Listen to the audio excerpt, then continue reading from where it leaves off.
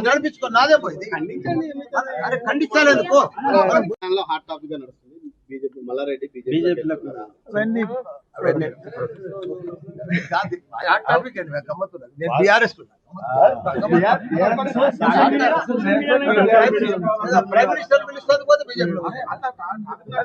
నడిపించుకో నాదే పోయింది ఖండించాలి ఎందుకు మా టింకు గౌడ్ మా తెలంగాణలో ఒక ఆదర్శ పురుషుడు నా పేరు నిలబెట్టిండు నా దత్తపుత్రుడు ఎందుకంటే ప్రతి పండుగ బోనాలు వచ్చినా బతుకమ్మ వచ్చినా సంక్రాంతి వచ్చినా